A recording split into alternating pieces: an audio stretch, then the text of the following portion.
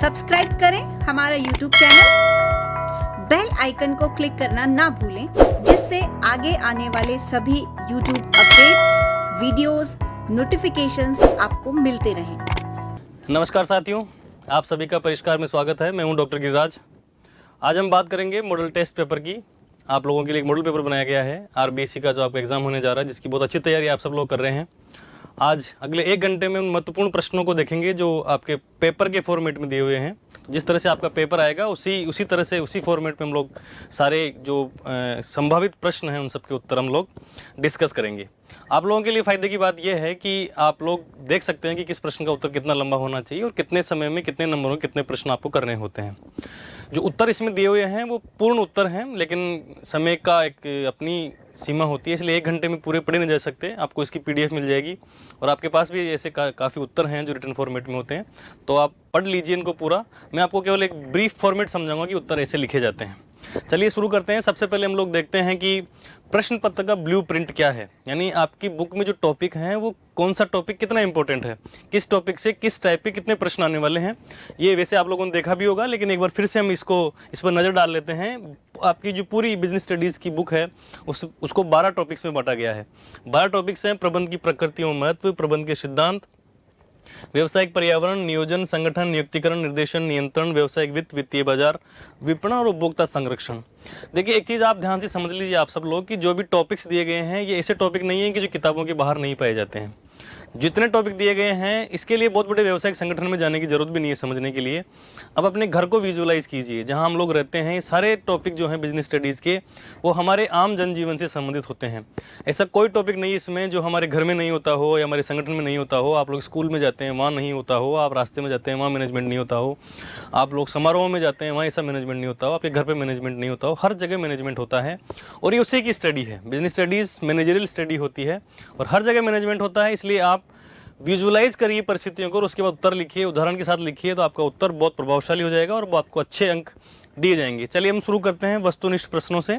सबसे पहले उच्च माध्यमिक परीक्षा में जो इंस्ट्रक्शंस जो आपको ध्यान रखने हैं, वैसे आपके पेपर में भी लिखे हुए आएंगे, लेकिन मैं आपको पहले बता दे रहा हूं कि आप इन चीज़ों का ध्यान रखिए। सबसे पहले परीक्षार्थी सर्वप्रथम अपने प्रश्न पत्र पर नामांक अनिवार्यतः लिखें, यानी आपको पेपर मिलते हैं आप सबसे पहले रोल नंबर लिखिए, उस पर सभी प्रश्न करने अनिवार्य हैं। यानी 23 प्रश्न आएंगे आपके वस्तुनिष्ठ, अति लघुत्तरात्मक, लघुत्तरात्मक, दीर्घ और निबंधात्मक करके 23 आएंगे। पूरे 23 करने होते हैं। प्रत्येक प्रश्न का उत्तर दी गई उत्तर पुस्तिका में ही लिखें। इसका मतलब आपको अलग से सप्लीमेंट्री कॉपी नहीं मिलेगी। जो आपको पहली बार में कॉपी मिल गई है उसी के अंदर सारे उत्तर लिखने होते हैं। जिन प्रश्नों में आंतरिक खंड हैं उन सभी के उत्तर एक साथ ही लिखें। जैसे मान लीजिए कि आपसे कहा गया है कि टिप्पणी लिखिए, निम्न पर टिप्पणी लिखिए, और उसमें 2 टिप्पणियां दी गई है, नंबर 1 और नंबर 2, तो फिर दोनों टिप्पणियां साथ ही लिखनी है। उन दोनों को अलग अलग जगह नहीं लिखना है। इसका मतलब ये होता है। चलिए अब आता है पहला आपके प्रश्न पत्र का खंड ए, यानी सेक्शन ए, और उसमें आएंगे वस्तुनिष्ठ, यानी जिनको ऑब्जेक्टिव ABCD वाले जिनके आंसर होते हैं वो वाले क्वेश्चन सबसे पहले आएंगे। उन प्रश्नों का हम शुरू करते हैं। वो 12 प्रश्न इस मॉडल पेपर में आपके लिए दिए हुए हैं। देखिए, नीचे दिए गए प्रश्नों में सही विकल्प का चयन कर उत्तर दी गई उत्तर पुस्तिका में लिखें। यानी जैसे पहले प्रश्न का उत्तर अगर ए है तो आपको उत्तर पुस्तिका में ए लिख के उत्तर में लिखना है। ए या बी या सी या डी, जो भी आपका संबंधित उत्तर है वो लिखना है। जैसे पहला प्रश्न आपके लिए प्रबंध की प्रकृति है, यानी प्रबंध की प्रकृति कैसी होती है, प्रबंध होता कैसा है, हम कैसे पहचानेंगे कि प्रबंध है। तो क्या है प्रबंध? प्रबंध एक प्रक्रिया है, एक कला एवं विज्ञान है, या ये सभी हैं? तो इसका उत्तर होगा प्रबंध एक कला एवं विज्ञान है। इसका उत्तर हो जाएगा बी। दूसरा, प्रबंध का प्राथमिक कार्य है। प्रबंध का प्राथमिक कार्य क्या है? इसका प्राथमिक कार्य है नियोजन। जैसे आप जानते हैं नियोजन, संगठन, निर्देशन एवं नियंत्रण, ये प्रक्रिया होती है प्रबंध की। तो इस तरह से नियोजन इसका सही उत्तर होगा। फिर होगा व्यावसायिक पर्यावरण होता है।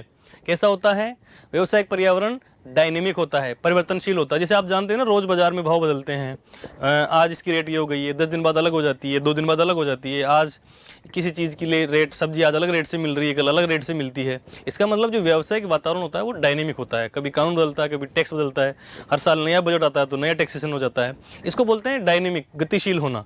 यानी व्यावसायिक पर्यावरण कभी भी स्थायी नहीं होता है, ये गतिशील होता है, परिवर्तित होने वाला होता है। चौथा प्रश्न है, नियोजन एक बौद्धिक क्रिया है जिसके अंतर्गत आवश्यकता होती है। यानी जो प्लानिंग होती है, नियोजन होता है, वो दिमाग से करने वाला काम है। करते हो ना, आगे के बारे में सोचते हो तो प्लानिंग है।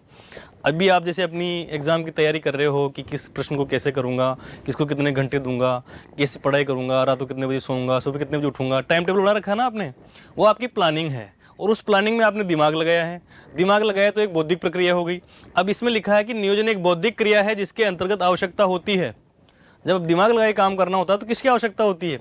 देखिए इसका सही उत्तर है किसकी आवश्यकता होती है? सृजनात्मक, चिंतनशील एवं कल्पनाशील व्यक्ति की आवश्यकता होती है। आपको इमेजिनाइजेशन करना पड़ता है, कल्पना करनी पड़ती है कि आगे क्या होगा, होगा क्या ये पता तो नहीं है। जो पता नहीं होता है वो भविष्य होता है और भविष्य के लिए कल्पना करनी पड़ती है। इसलिए सही उत्तर होगा सृजनात्मक, चिंतनशील एवं कल्पनाशील व्यक्ति की आवश्यकता होती है नियोजन करने के लिए। अगला प्रश्न है संगठन प्रक्रिया का परिणाम है, यानी संगठन एक प्रक्रिया है, संगठन बनाने की जो प्रक्रिया है उसके बाद में नतीजा क्या आता है, उसका परिणाम क्या होता है? उसका परिणाम होता है संगठन का ढांचा। यानी संगठन बनाने की अगर हम प्रक्रिया पूरी करते हैं, प्रोसेस पूरी करते हैं तो एक संगठन का ढांचा बन जाता है। उसके बाद है चयन एक प्रक्रिया है। आपका चयन, नियुक्तिकरण, भर्ती ये सब आपने पढ़ा है। तो चयन कौन सी प्रक्रिया है? चयन की प्रक्रिया की प्रकृति कौन सी है पूछा गया प्रश्न में। उपयोगात्मक है, नकारात्मक है, सकारात्मक है या सहयोगात्मक है? तो इसका सही उत्तर है नकारात्मक। ये नेगेटिव प्रोसेस है। नेगेटिव कैसे है? आपको दिमाग में लग रहा होगा नेगेटिव कैसे है। देखिए भर्ती में जितनी भर्ती निकलती है, जितने लोगों की वैकेंसी होती है उससे कई गुना ज़्यादा फॉर्म आते हैं। तो ये क्या हो गया? ये तो हो गया पॉजिटिव। अब आती है दूसरी प्रक्रिया चयन, सिलेक्शन। तो सिलेक्शन में जितने लोगों का सिलेक्शन होता है उससे ज़्यादा लोगों का रिजेक्शन होता है। यानी जैसे मान लीजिए कि 100 व्यक्तियों का सिलेक्शन किया गया है तो कम से कम 15-20 हज़ार को रिजेक्ट किया जाता है। तो जो चीज़ ज़्यादा हो रही है वो उसकी प्रकृति होती है। तो ये नेगेटिव प्रोसेस होती है, नकारात्मक प्रक्रिया होती है, क्योंकि इसमें ज़्यादा लोगों को निकाला जाता है, लिया कम को जाता है और निकाला ज़्यादा हो जाता है। तो बाहर निकालना नकारात्मक प्रक्रिया का द्योतक है। इसके बाद है एक ऐसी प्रक्रिया जो संदेश को जिसे भेजना है उसे संप्रेषण के संकेतों में परिवर्तित करती है, उसे कहते हैं। ये आपका संप्रेषण से, कम्युनिकेशन से प्रश्न है। यानी जब प्रश्न को किसी को भेजते हैं और वो कोडिंग व्यवस्था जो होती है, जब मैं आपसे बोल रहा हूँ, कंप्यूटर इसको रिकॉर्ड कर रहा है फिर आपके पास भेज रहा है, तो इस समय ये कैमरा क्या कर रहा है? वो बात पूछी गई कि इस समय कैमरा क्या कर रहा है। मैं बोल रहा हूँ उसको आपके पास पहुंचाने के लिए कैमरा क्या कर रहा है? तो कैमरा कर रहा है एनकोडिंग। उसके बाद जब आपके मोबाइल में दिख रहा है तो मोबाइल आपका डिकोडिंग कर रहा है वापस। तो एनकोडिंग डिकोडिंग का प्रश्न है। तो ये जब मैं बोल रहा हूँ और मेरी भाषा को आपके पास पहुंचाने के लिए कैमरा जो कर रहा है वो एनकोडिंग है। ठीक है, तो इसका सही उत्तर होगा एनकोडिंग। अगला प्रश्न है नियंत्रण प्रक्रिया का अंतिम चरण है। जानते हो, नियोजन, संगठन, निर्देशन, नियंत्रण। प्रबंध की 4 प्रक्रियाओं में अंतिम प्रक्रिया नियंत्रण होती है और उसका भी अंतिम चरण क्या होता है? उसका अंतिम चरण होता है सुधारात्मक कार्यवाही करना। यानी सारा नियंत्रण करने के बाद में जब समझ में आ जाता है कि गलती यहाँ हुई है, कमी यहाँ रह गई है, तो उसको सुधारना नियंत्रण प्रक्रिया का अंतिम चरण होता है। अगला प्रश्न है वित्तीय प्रबंध का मुख्य उद्देश्य होता है। वित्तीय प्रबंध का मुख्य उद्देश्य क्या होता है? जो फाइनेंशियल मैनेजमेंट की बात करेंगे तो उसका प्रमुख उद्देश्य होता है अंशधारियों की धन संपदा में अधिकतम वृद्धि करना। यानी जिन लोगों ने पैसा लगा रखा है किसी व्यवसाय में, उनकी धन संपदा, जो उनका इन्वेस्टमेंट है, उसको अधिकतम वृद्धि करना, ये वित्तीय प्रबंध का कार्य होता है। विपणन मिश्र के प्रवर्तन घटक में शामिल है। यानी जो मार्केटिंग मिक्स होता है, विपणन मिश्र जिसको बोलते हैं, उसमें प्रवर्तन जो लॉन्चिंग होती है उस घटक में क्या क्या शामिल होता है? उसमें विज्ञापन है, जनसंपर्क है, व्यक्तिगत विक्रय है और ये सब शामिल है। जो हमारे जो संवर्धन होती है, जो प्रवर्तन प्रक्रिया होती है, उसके अंदर ये सभी शामिल होते हैं। तो उपरोक्त सभी इसमें शामिल होते हैं। सही उत्तर डी होगा। 11वां प्रश्न उपभोक्ता का अधिकार नहीं है। देखो इसको ध्यान से पढ़ना बेटा, इसको ध्यान से पढ़ना। अगर आपने है और नहीं है में गच्चा खा गए तो आपका उत्तर गलत हो जाएगा। यहां पूछा गया है उपभोक्ता का अधिकार नहीं है, तो इनमें से सूचना का अधिकार है, मापतोल निरीक्षक को हटाने का अधिकार नहीं है। तो सही उत्तर क्या हो जाएगा? बी। उसके बाद में सुरक्षा का अधिकार होता है और उपभोक्ता शीर्षक का अधिकार होता है। केवल बी उत्तर होता है, वो अधिकार उपभोक्ता को नहीं होता है। 12वां प्रश्न वह व्यक्ति जो वस्तुओं एवं सेवाओं का उपयोग करता है अथवा उपभोग करता है अथवा फिर सेवाओं का लाभ उठाता है, उसे क्या कहते हैं? बताओ क्या कहते हैं? जो सेवाओं का लाभ उठाता है, उपभोग कर लेता है, यानी व्यापार नहीं करता है, उसको क्या कहते हैं? व्यापार करने वाले को क्या बोलते हैं? क्रेता तो व्यापार करने वाला भी हो सकता है, लेकिन जो उपभोग कर लेता है, जो उसका उपयोग कर लेता है, जैसे साबुन होती है, साबुन दुकानदार भी किसी दूसरे दुकानदार से खरीदता है, फिर आपको बेचता है, हमें बेचता है, लेकिन हम लोग लेकर के बेचते नहीं है। क्या करते हैं? उसका उपयोग या उपभोग करते हैं। तो हम उपभोक्ता हैं। तो जो उपयोग कर लेता है उसको उपभोक्ता कहते हैं। उत्तर होगा सी। चलिए अब आता है आपका रिक्त स्थानों की पूर्ति करने वाले प्रश्न। डैश जैसे आप जानते हो सब, रिक्त स्थानों की पूर्ति कीजिए। रिक्त स्थानों की पूर्ति कीजिए, फिलिंग द ब्लैंक्स। 6 नंबर के क्वेश्चन आएंगे। 6, विश्व की विभिन्न अर्थव्यवस्थाओं के एकजुट हो जाने को कहा जाता है। क्या कहा जाता है? जब विश्व की सारी अर्थव्यवस्था एकजुट हो जाएगी तो उसको क्या कहा जाता है? उसको कहा जाता है वैश्वीकरण। वे सामान्य जो विचारों का मार्गदर्शन अथवा एक विशिष्ट दिशा में अग्रसर होने के लिए नीतियां मार्ग प्रशस्त करती है, यानी वे बातें जो महत्वपूर्ण होती हैं, जो हमें आगे बढ़ने के लिए प्रेरित करते हैं, उनको हम नीतियां कहते हैं। संगठनीय ढांचे को 2 श्रेणियों कार्यात्मक तथा प्रभागीय में विभक्त किया जा सकता है। संगठन 2 तरह के हो सकते हैं, कार्यात्मक और प्रभागीय। तो 2 तरह के ढांचों में इसको बांटा जा सकता है। कर्मचारी अपने कार्य निष्पादन में सुधार के लिए नियुक्त होते हैं। अभिप्रेरणा सकारात्मक एवं नकारात्मक दोनों ही प्रकार की होती है। जैसे मान लीजिए कि आप अच्छी तैयारी कर रहे हैं 12वीं क्लास एग्जामिनेशन की, आपके पापा ने आपको 2 तरह के मोटिवेशन दिए होंगे, मतलब सबको 2-2 नहीं दिए होंगे, किसी को नकारात्मक किसी को सकारात्मक। जैसे किसी ने कहा होगा कि अगर तुम 12वीं में 80% 85% ज़्यादा ले आओगे तो मैं तुम्हें नया मोबाइल दिला दूंगा, नई बाइक दिला दूंगा। ये तो हो गया पॉजिटिव मोटिवेशन, यानी सकारात्मक अभिप्रेरणा। और किसी ने कह दिया कि अगर 12वीं में 70% से कम होगा तो पढ़ाई छुड़ा दूंगा तेरे को, तो ये क्या हो गया? ये नकारात्मक मोटिवेशन है। यानी उस डर से अगर आप 70 से ऊपर लाओगे तो भी मोटिवेशन है, और आपको बाइक लेनी है या मोबाइल लाना है तब भी आपके लिए मोटिवेशन है, लेकिन वो पॉजिटिव है। तो इस तरह से 2 तरीके से भी प्रेरणा की जाती है, नेगेटिव एंड पॉजिटिव। चलिए अब दूसरे इसी खंड का तीसरा जो टाइप के प्रश्न हैं वो होंगे अति लघुत्तरात्मक प्रश्न, यानी जिनकी 1 या 2 लाइन में उत्तर लिखने होते हैं। इस तरह के 12 प्रश्न आएंगे, 1-1 नंबर के होंगे। निम्न प्रश्नों के उत्तर एक पंक्ति में दीजिए। इंस्ट्रक्शन में पेपर में आपके लिखा हुआ आएगा। उच्च स्तरीय प्रबंध के कोई 2 कार्य बताइए। उच्च स्तरीय प्रबंध के बहुत सारे कार्य होते हैं, जो हायर लेवल मैनेजमेंट होता है, उसके केवल 2 काम आपको बताने हैं, यानी ये मैक्सिमम 1 या 2 लाइन में उत्तर हो जाएगा। पहला है संगठन के उद्देश्यों, नीतियों, योजनाओं का निर्माण करते हैं। पहला उद्देश्य तो ये है।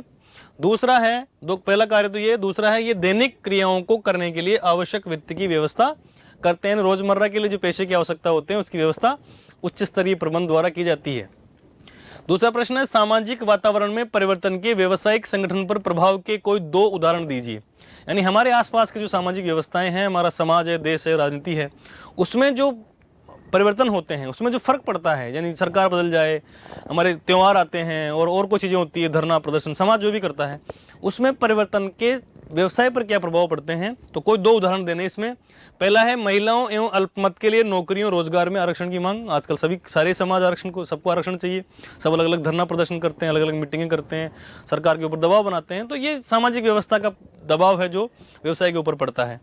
पुरुष एवं महिला श्रमिकों के लिए समान मजदूरी की मांग, बिल्कुल समाज की ओर से ये मांग भी की जाती है कि महिला और पुरुषों को समान मजदूरी मिलनी चाहिए। जैसा कि ये कटु सत्य है कि बाजार में ये मिलती नहीं है, तो ये मिलनी चाहिए। ये सामाजिक वातावरण का प्रभाव है। नियोजन में भारी लागत आती है। देखिए ये इन्वर्टेड कॉमा में जो चीज़ ली जाती है ना, इसे, इसका मतलब ये होता है कि ये बात कहीं से उठाई गई है, किसी ने कही है। तो ये जो बात कही है इसको आप समझाओ कि क्यों कही है, तो समझाइए इसको।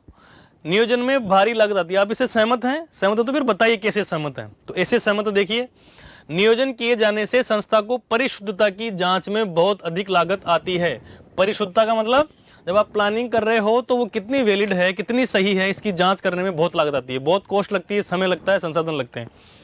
विस्तृत योजनाओं को तैयार करने के लिए अनेक प्रकार की सूचनाओं, तथ्यों, आंकड़ों आदि की आवश्यकता होती है। इनमें संस्था को भारी लागत वहन करनी पड़ती है, यानी संस्था के लिए बहुत लागत आती है, बहुत कॉस्ट आती है, क्योंकि आपको सूचना एकत्रित करनी पड़ती है या बनानी पड़ती है या उसको प्रोसेसिंग करना पड़ता है। इन सब में इसकी बहुत आवश्यकता होती है, संसाधनों की, धन की बहुत आवश्यकता होती है। तो ये बात इससे सिद्ध होती है कि ये बहुत कॉस्टली है, बहुत महंगी है। अगला प्रश्न चौथा है नियोजन प्रक्रिया के प्रथम 2 कदमों को बताइए। नियोजन एक प्रक्रिया है, प्रक्रिया का मतलब उसमें बहुत सारी चीजें की जाती है, बहुत सारे कदम उठाए जाते हैं, बहुत सारी क्रियाएं की जाती है। उसमें से 2 बतानी आपको सबसे पहले की जाती है। वो है किसी भी योजना का प्रारंभ लक्ष्यों अथवा उद्देश्यों के निर्धारण से होता है। कोई भी योजना क्यों बना रहे हैं, हमारा टारगेट क्या है। आपने योजना बनाई ना, अपना टाइम टेबल बनाया ना पढ़ने का, क्यों बनाया है? क्योंकि आपको 75% से 80% ज़्यादा चाहिए। तो पहले लक्ष्य निर्धारित करते हैं, फिर योजना बनाते हैं। तो पहला होता है लक्ष्य और उद्देश्य। दूसरा है नियोजन से संबंधित क्रियाओं के संबंध में आवश्यक तथ्यों एवं सूचनाओं का संकलन किया जाता है। आवश्यक तथ्य और सूचनाएं, और तथ्य सूचनाएं क्या होगा आपके मामले में? आवश्यक तथ्य सूचना क्या होगा? आपके पास तथ्य ये है कि 24 घंटे होते हैं, आपके पास तथ्य ये है कि सोने के लिए 6-7 घंटे चाहिए, आपके पास तथ्य ये होता है कि आपके यहाँ बिजली कटौती कब होती है, कब नहीं होती है, क्या सुविधाएं हैं, कमरा कब खाली होता है, टीवी कब चलता है, बहुत सारी व्यवस्थाएं होती है। तो तथ्य सूचनाएं आपको व्यवस्थित करना पड़ता है। उसके बाद ही अपना टाइम टेबल या अपनी योजना जिस भी संबंध में आप बनाना चाहते हैं वो बना सकते हैं। अगला प्रश्न है औपचारिक एवं अनौपचारिक संगठन में अंतर बताइए। देखिए औपचारिक संगठन आप किस संबंधित, जैसे मैं बताता हूँ, जब आप स्कूल जाते हैं तो आपका स्कूल एक औपचारिक संगठन है। वहाँ पूरी व्यवस्था है कि प्रिंसिपल हैं, वाइस प्रिंसिपल हैं, आपके टीचर्स हैं, उसके बाद में दूसरे जो कर्मचारी हैं, और उसके बाद आप हैं। आप यानी स्टूडेंट्स भी उस ऑर्गेनाइजेशन के पार्ट होते हैं। तो ये तो है औपचारिक संगठन। फिर आपका परिवार है, घर है, यह है अनौपचारिक संगठन। तो अनौपचारिक संगठन जहाँ व्यवस्था बनी नहीं रहती है, यानी जो बिना किसी कागजी कार्रवाई के, बिना किसी कानूनी प्रक्रिया के जो संगठन बनता है वो अनौपचारिक संगठन होता है। जो किसी कानूनी प्रक्रिया से बनता है वो औपचारिक संगठन होता है। तो ये पूछ रहे हैं कि दोनों में क्या अंतर होता है। तो पहला है औपचारिक संगठन की स्थापना योजनाबद्ध तरीके से की जाती है, यानी किसी प्रक्रिया का पालन करते हुए की जाती है, जबकि अनौपचारिक संगठन की स्थापना नहीं की जाती है, अपितु स्वाभाविक रूप से स्वतः ही स्थापित हो जाते हैं। परिवार को किसी ने स्थापित किया, कोई करता है कि परिवार को स्थापित? जब मान लीजिए आपके घर में किसी की शादी हुई, आपकी नई भाभी आ गई, तो परिवार का हिस्सा हो गई ना वो। उसके लिए कोई अलग से थोड़ी योजना बनाई गई थी कि ऐसे आएगी फिर परिवार में शामिल होगी, ऐसा नहीं होता है। परिवार में कोई नया बच्चा आता है तो उसका हिस्सा हो जाता है वो। लेकिन स्कूल में टीचर का आना या जाना ये व्यवस्था का हिस्सा होता है। उसकी प्रक्रिया होती है, पहले उसकी इंटरव्यू होगा, उसकी प्रोसेस होगी, उसके बाद में सैलरी डिसाइड होती है।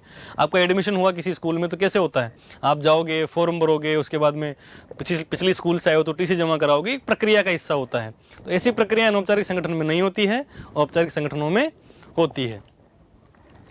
अगला प्रश्न है आपके दृष्टिकोण से प्रभागीय संगठन ढांचे के कोई दो दोष बताइए। यानी एक संगठन ढांचा, जैसे हमने पहले पढ़ा था, संगठन ढांचे दो प्रकार के होते हैं, उसमें से एक प्रभागीय होता है।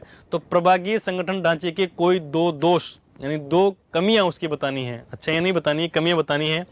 पहला है प्रभागीय संगठन ढांचे के दो दोष निम्न प्रकार हैं।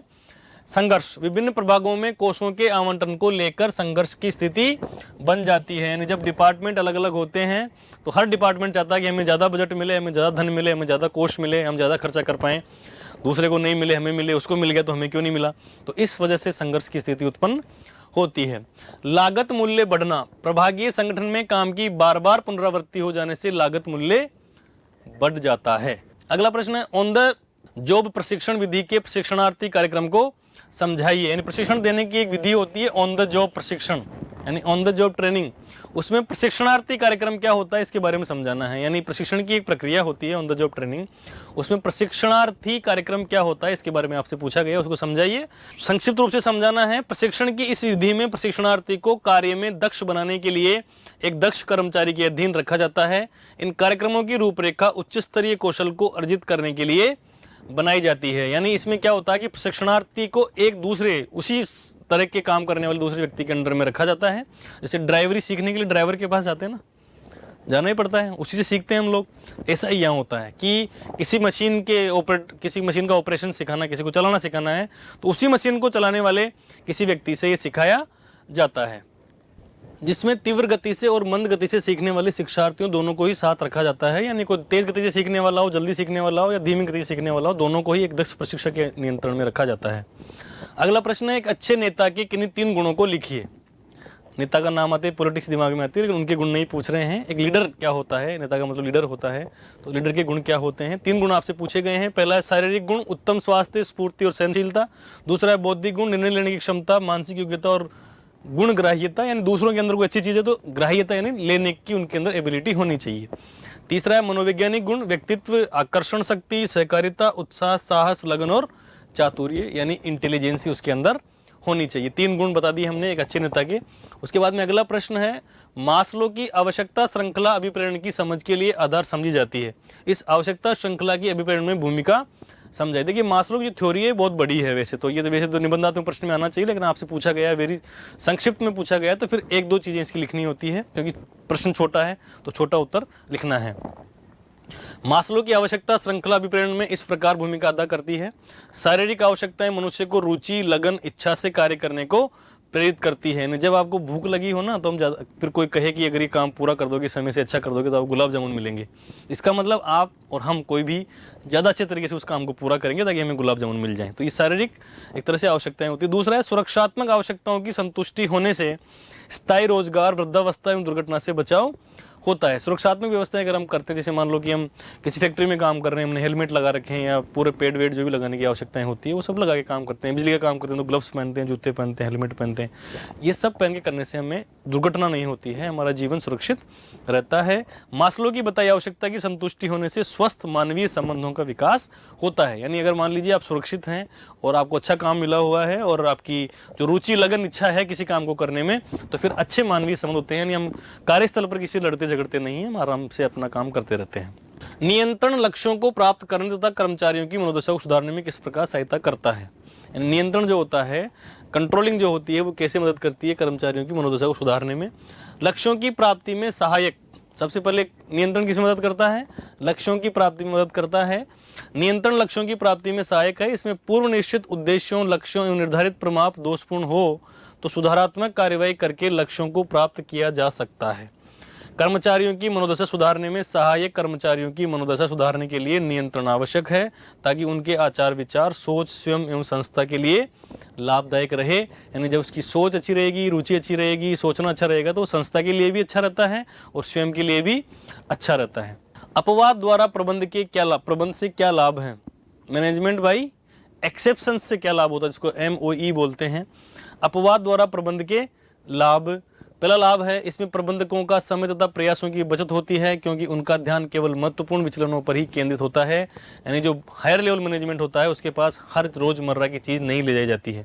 इसका मतलब उनका समय बचता है, उनका समय महत्वपूर्ण काम में आता है। दूसरा, ये प्रबंधकों के ध्यान को महत्वपूर्ण क्षेत्रों तक ही केंद्रित रखता है जिससे उनके प्रबंधकीय चातुर्य का सही उपयोग हो पाता है। यानी उनके पास जो महत्वपूर्ण काम है हायर मैनेजमेंट के पास जाते हैं, इसलिए उसके लिए बेहतर तरीके से उनके समय का उपयोग हो पाता है। इस प्रकार संगठन अपने यथोचित मार्ग पर आगे बढ़ता रहता है। 12वां प्रश्न है, वित्तीय प्रबंध में पूंजी ढांचे, कैपिटल स्ट्रक्चर से क्या अभिप्राय है। कैपिटल स्ट्रक्चर क्या होता है, इसमें लिखा है पूंजी ढांचे, कैपिटल स्ट्रक्चर से क्या अभिप्राय है, यानी कैपिटल स्ट्रक्चर किसको बोलते हैं। तो उत्तर है पूंजी ढांचे संरचना से अभिप्राय ये निश्चित करना है कि संपूर्ण पूंजी में कितना भाग अंशों से, यानी शेयर हैं वो कितने हैं पूर्वाधिकार एवं क्षमता से, एवं कितना भाग ऋण पत्र से प्राप्त किया जाएगा।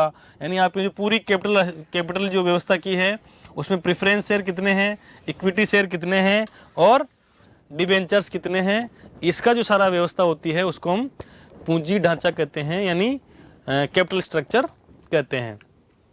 अब आते हैं हम खंड ब में, सेक्शन बी में। सेक्शन बी में लघुतरात्मक प्रश्न, प्रश्न संख्या 4 से 16 तक, प्रत्येक 2 अंक का है। यानी इसमें 13 प्रश्न होंगे, 13 होंगे 2-2 नंबर के, तो कुल मिला के 26 नंबर का एक खंड है और इसमें हर प्रश्न 2 नंबर का होगा। यानी इसके 4 से 5 लाइनों में उत्तर देना होता है।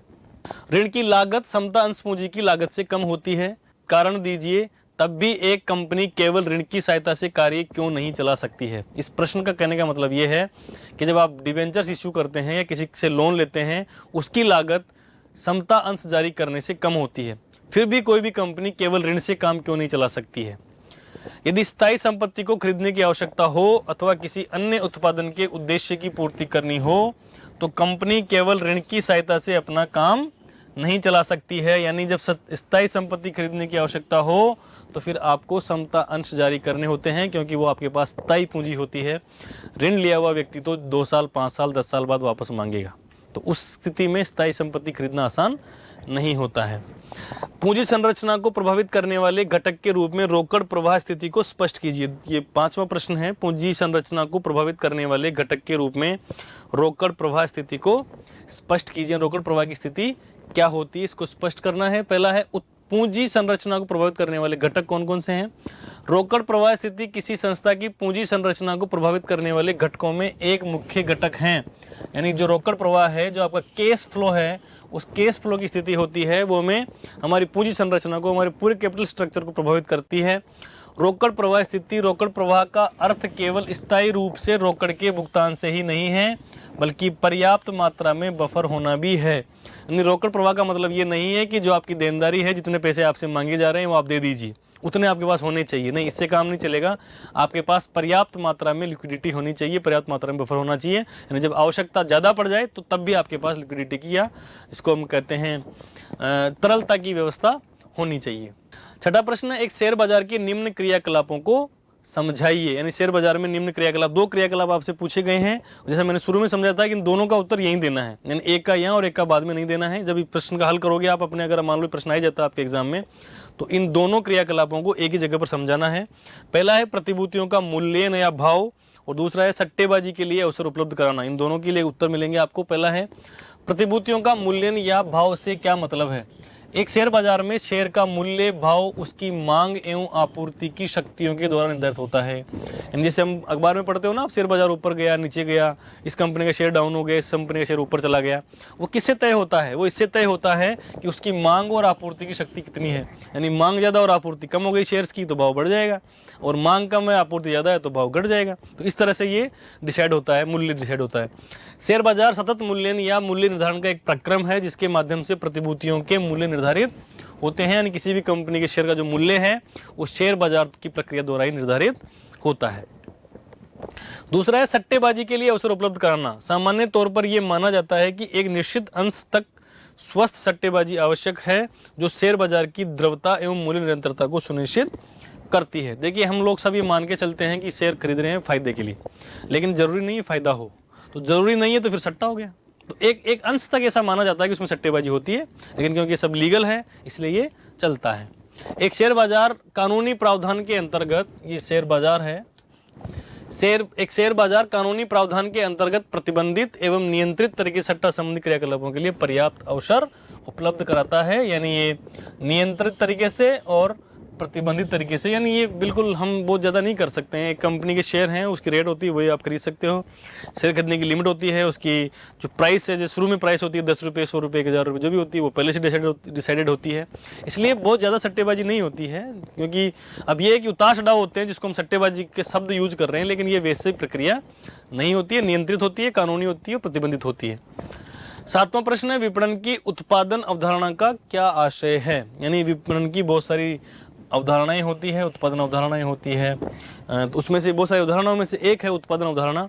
तो उसका क्या आशय है? उसका आशय है उत्पादन अवधारणा में मूल्यांकन वस्तुओं एवं सेवाओं के उत्पन्न सृजन क्रिएट किया जाता है, अर्थात उसमें उन व्यवसायिक क्रियाओं का निष्पादन किया जाता है जो उत्पादक से उपभोक्ता प्रयोगकर्ता तक वस्तुओं एवं सेवाओं के प्रवाह को नियंत्रित करता है। यानी इसमें उन क्रियाओं का निष्पादन किया जाता है उत्पादन अवधारणा में जैसे वस्तुएं उत्पादित हो, उसका उत्पादन बढ़े, और उत्पादन बढ़ने के साथ में उपभोक्ताओं और जो उपयोगकर्ता उनके पास पहुंचे। यानी उस पूरी प्रक्रिया में जो क्रियाएं होती है, जो नीतियां होती है, वो निर्धारित की जाती है उत्पादन अवधारणा में।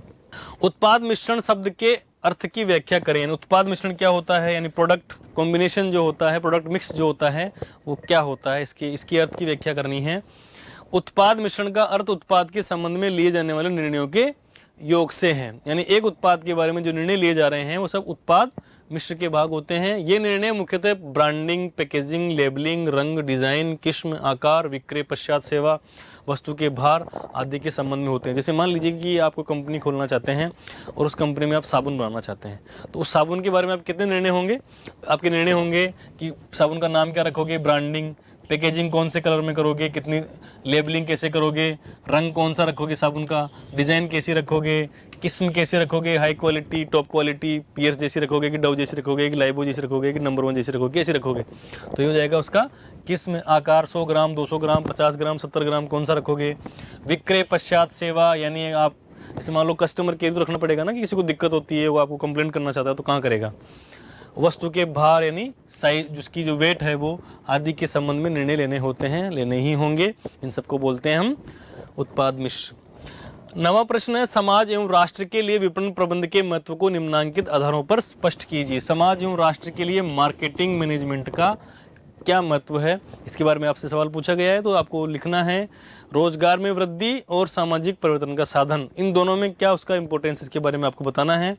पहला है रोजगार में वृद्धि, विपणन की विस्तृत क्रियाओं जैसे विवरण, विज्ञापन, विक्रय संवर्धन, पैकिंग, बाजार अनुसंधान आदि से रोजगार बढ़ता है। इन सब कामों करने के लिए लोगों की आवश्यकता होती है। बाजार में आते हैं पूछने वाले, कंपनी का प्रचार आपका फायदा करने वाले होते हैं ना, वो बाजार अनुसंधान करने वाले लोग होते हैं कि लोगों को क्या चाहिए, किस रेट में चाहिए, तो उसके लिए भी बहुत लोगों की आवश्यकता होती है। और दूसरा है इसके अतिरिक्त विपणन कई अप्रत्यक्ष कार्यों जैसे यातायात, संदेश वाहन, बैंकिंग, बीमा, भंडारण, पूंजी बाजार आदि को प्रोत्साहित करके भी रोजगार के अवसर पैदा करता है। तो रोजगार में उसका फायदा है। दूसरा, सामाजिक परिवर्तन का साधन। प्रभावकारी विपणन के द्वारा समाज में मिलावट, जमाखोरी, भ्रामक विज्ञापन, कालाबाजारी आदि बुराइयों का उन्मूलन होता है। साथ ही जीवन स्तर में परिवर्तन होने से सामाजिक कुरीतियां दूर होने लगती है। अतः विपणन सामाजिक परिवर्तन का एक महत्वपूर्ण उपकरण या साधन है। तो दोनों का जो आपसे प्रश्न पूछा गया था उन दोनों का उत्तर आपको यहाँ मिल गया है।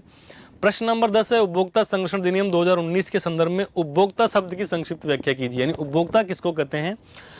माल के उपभोक्ता का अर्थ ऐसे व्यक्ति से है जिसने वस्तु या सेवा का मूल्य देकर प्राप्त किया है, बिक्री के लिए नहीं। जो मैंने आपको पहले भी बताया था शुरुआत में भी कि हम लोग खरीदते हैं, मूल्य हम भी देते हैं, क्रय हम भी करते हैं, लेकिन हम उसके बाद बिक्री नहीं करते हैं। तो जो बिक्री नहीं करता है, खुद ही उपयोग कर लेता है, वो उपभोक्ता कहलाता है। व्यवसायियों के लिए उपभोक्ता संरक्षण क्यों महत्वपूर्ण है? कोई एक कारण दीजिए। यानी ये उपभोक्ताओं के लिए तो महत्वपूर्ण है ही उपभोक्ता संरक्षण, लेकिन ये व्यवसायियों के लिए क्यों महत्वपूर्ण है? ये प्रश्न बड़ा मतलब एक तरह से आपको अजीब लगेगा कि ये पूछा गया उपभोक्ता संरक्षण व्यवसायियों के लिए क्यों आवश्यक है। तो व्यवसाय के लिए क्यों आवश्यक है? देखिए, प्रत्येक व्यवसाय में अनेक संसाधनों का प्रयोग होता है। सभी संसाधन व्यवसाय को समाज द्वारा उपलब्ध कराए जाते हैं। कोई भी दुकानदार, कोई भी फैक्ट्री, कंपनी कहाँ से लाती है सामान? उसके काम करने वाले लोग तो समाज के ही होते हैं। वो संसाधन जो ले रहे हैं, मान लीजिए रॉ मटेरियल ले रहे हैं, कुछ तेल ले रहे हैं, कि सोडा ले रहे हैं, कि और भी कुछ सामान ले रहे हैं, मटेरियल जो भी लेते हैं वो समाज से ही तो आता है। तो जब समाज से सारी चीज़ें ले रहे हैं तो उनकी जिम्मेदारी समाज के प्रति भी बनती है। तो उपभोक्ता जो होते हैं वो समाज से ही होते हैं। 12वां प्रश्न, एक उपभोक्ता के लिए चुनने का अधिकार से क्या तात्पर्य है? उपभोक्ताओं को जो 6-7 अधिकार दिए गए हैं उस अधिकार में से एक होता है चुनने का अधिकार। तो चुनने का अधिकार से क्या मतलब है? एक उपभोक्ता के लिए चुनने का अधिकार से तात्पर्य उपभोक्ता को बाजार में उपलब्ध विभिन्न वस्तुओं एवं सेवाओं में से अपनी पसंद की वस्तु अथवा सेवा क्रय करने का अधिकार से है। यानी बाजार में ऐसी कोई वस्तु नहीं हो सकती जो आपके ऊपर दबाव डाल दे कि नहीं यही खरीदो। आपको नहाने के लिए साबुन चाहिए, बाजार में 15 ऑप्शन आते हैं, आपकी जो मर्जी है वो खरीदो। कपड़े, आप जब दुकानदार के पास जाते हैं, दुकानदार आपको मजबूर नहीं कर सकता कि यही लो, जो आपकी पसंद है वो लो, नहीं पसंद तो मत लो। तो ये चुनने का अधिकार आपके पास यानी उपभोक्ताओं के पास होता है। 13वां प्रश्न है, प्रबंध एवं प्रशासन में अंतर्भेद कीजिए। बहुत महत्वपूर्ण प्रश्न है। प्रबंध एवं प्रशासन, आपको अंतर पता होना चाहिए क्योंकि दोनों शब्द लगते जैसे हैं लेकिन दोनों के काम अलग अलग हैं। प्रबंध एवं प्रशासन में जो अंतर्भेद है वो इस तरह से है, प्रबंध, मैनेजमेंट, प्रशासन, एडमिनिस्ट्रेशन। पहला अंतर है वो है प्रकृति का। प्रबंध नीतियों के क्रियान्वयन का काम करता है, जबकि प्रशासन एक प्रक्रिया एजेंसी है जो उपक्रम के उद्देश्यों का निर्धारण करती है कि उपक्रम क्यों है, इसका निर्धारण प्रशासन करता है। प्रशासन मूल रूप से हायर लेवल का जो नीतिगत निर्णय करने वाले लोग होते हैं उनको प्रशासन कहते हैं। मुख्य कार्य है प्रबंध का, इसका मुख्य कार्य कार्यकारी है यानी एग्जीक्यूटिव है, जो नीतियां बनाई गई है उनका पालन करना, उनको लागू करना प्रबंध का काम होता है। और प्रशासन का काम नीतियों का निर्णय लेना, नीतियों पर निर्णय लेना होता है या नीतियां बनाना होता है। तीसरा है प्रबंध के स्तर। प्रबंध का कार्य मध्य एवं निम्न स्तर पर किया जाता है, जबकि प्रशासन का क्षेत्र बहुत विस्तृत होता है, बड़े लेवल पे काम करते हैं। चौथा है क्षेत्र। प्रबंध का क्षेत्र संकुचित है, जबकि प्रशासन का क्षेत्र विस्तृत है, ये बात हो गई। इसके बाद 5वां है योग्यता। इसमें प्रशासकीय तथा तकनीकी योग्यताओं की आवश्यकता होती है प्रबंध, जबकि प्रशासन में इसमें प्रशासकीय योग्यताओं की विशेष आवश्यकता होती है। यानी टेक्निकल नॉलेज की आवश्यकता जो होती है वो प्रबंध में ज़्यादा होती है। प्रशासन में टेक्निकल नॉलेज की उतनी आवश्यकता नहीं होती है क्योंकि उनको केवल नीतियाँ बनानी होती है। एग्जीक्यूशन का या उनको लागू करने का काम प्रबंध का होता है और वहाँ पर टेक्निकल जो योग्यताएँ हैं उसकी आवश्यकता ज़्यादा होती है। 14वां प्रश्न, जो प्रबंध कर सकता है वह किसी का भी प्रबंध कर सकता है, किन्हीं 4 बिंदुओं द्वारा स्पष्ट कीजिए। यानी जो व्यक्ति मैनेजमेंट कर सकता है, मैनेजर इज ऑलवेज मैनेजर, यानी जो एक जगह मैनेजमेंट कर सकता है वो कहीं भी कर सकता है, जो मैनेजमेंट कर सकता है वो कुछ भी कर सकता है। तो देखिए, अगर आप अपने एग्जाम का, अपनी तैयारी का मैनेजमेंट कर सकते हैं तो फिर आप कुछ भी कर सकते हैं। लॉरेंस एप्ले का मानना है कि जो प्रबंध कर सकता है वह किसी का भी प्रबंध कर सकता है। He who can manage anything. उनके इस विचार को निम्नलिखित बिंदुओं से स्पष्ट कर सकते हैं। पहला है प्रबंध के सिद्धांत व्यापक हैं, यानी प्रबंध के सिद्धांत सब जगह लागू होते हैं। दूसरा, सभी प्रबंधकों को समान प्रबंधकीय कार्य करने होते हैं, यानी ऑर्गेनाइजिंग, डायरेक्टिंग, कंट्रोलिंग, प्लानिंग सब जगह सेम होता है, सब जगह होता है ये। उसके बाद तीसरा है प्रबंधकीय ज्ञान का एक संगठन से दूसरे संगठन में प्रयोग किया जा सकता है। जो मेरे को यहाँ आता है मैं दूसरे का भी यूज कर सकता हूँ, आपको जो अपने घर में कर सकते हो दूसरे घर में भी कर सकते हो, वही काम, वैसे ही काम होते हैं सब। प्रबंध के आधारभूत सिद्धांत सभी संगठनों में, चाहे उनकी प्रकृति, आकार, उद्देश्य कुछ भी हो, लागू होते हैं। जो प्रबंध के सिद्धांत हैं वो सब जगह लागू होते हैं। 19-20 हो सकते हैं, पर ऐसा कहीं नहीं होता है कि कहाँ प्लानिंग के बिना प्रबंधन कहीं नहीं होगा, संगठन के बिना प्रबंधन कहीं नहीं होगा। नियंत्रण की आवश्यकता सब जगह होती है। इसका मतलब जो संगठन के जो सिद्धांत है, प्रक्रिया है, वो सब जगह लागू होती है। अब आता है अगला प्रश्न, वित्तीय बाजार क्या है? What is financial market?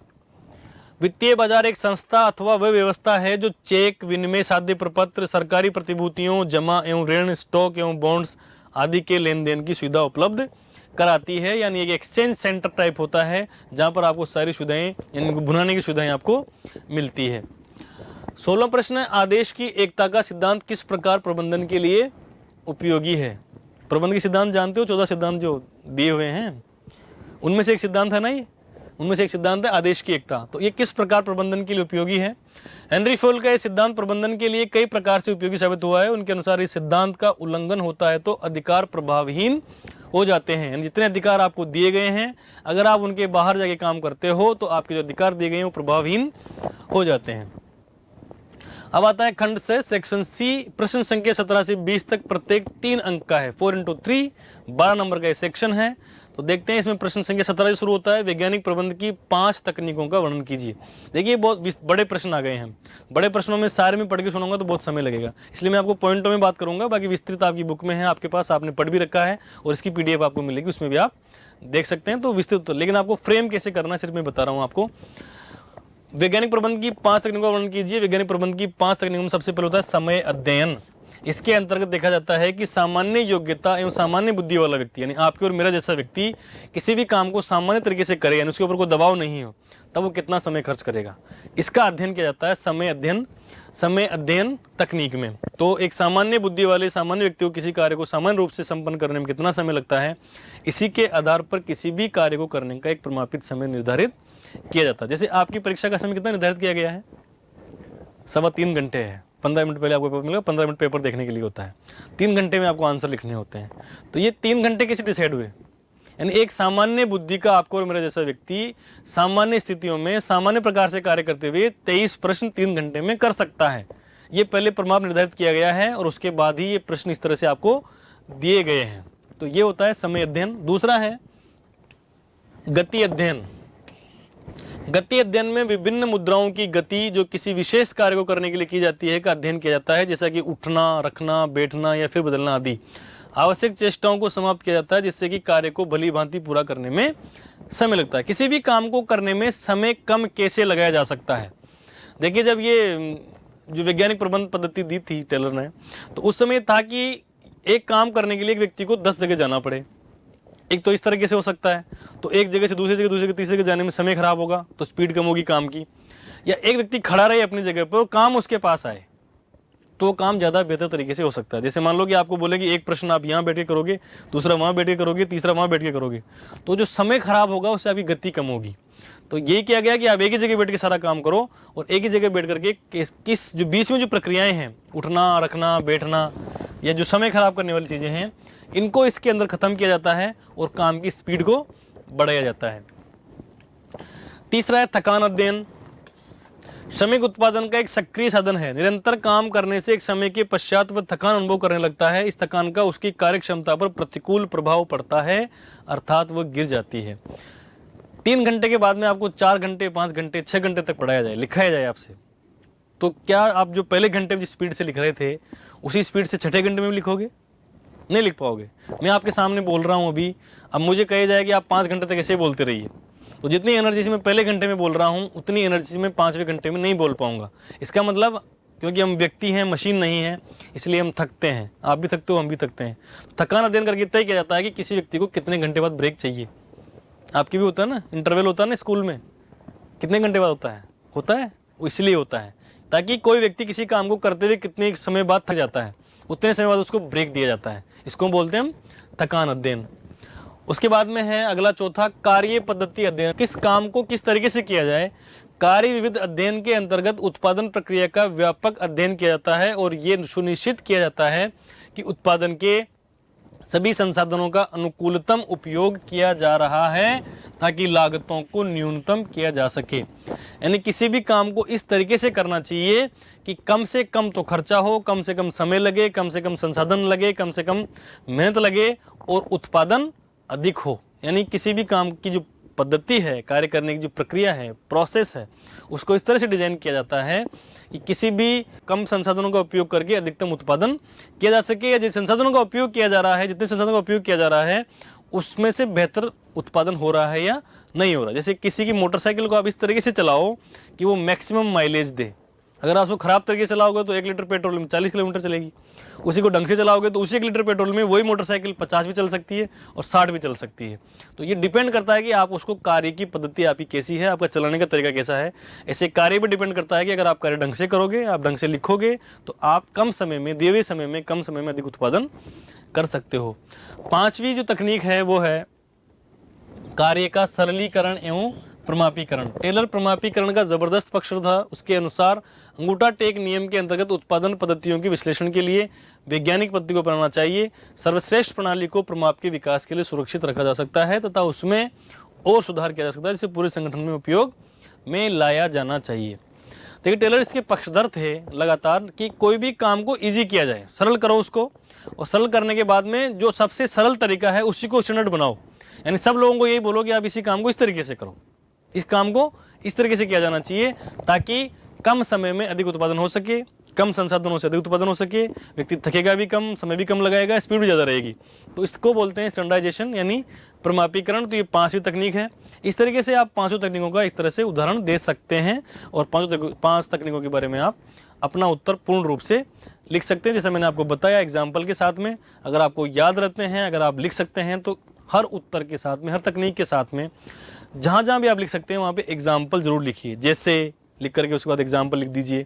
Example लिखने से आपका उत्तर ज़्यादा प्रभावशाली होता है, ज़्यादा मजबूत होता है, और जो आपकी कॉपी चेक करने वाले टीचर हैं उनको ऐसा लगता है कि इसको इस उत्तर के जो लिखा गया है इसकी समझ है कि ये वास्तव में उपयोग में कैसे आता है। चलिए आगे बढ़ते हैं। क्वेश्चन नंबर 18, हेनरी फ्योल द्वारा दिए गए प्रबंध के सिद्धांतों की व्याख्या करें। अब बताओ, ये तो आपको मुख जबानी याद है, 14 सिद्धांत ऐसे कैसे आपको पता है?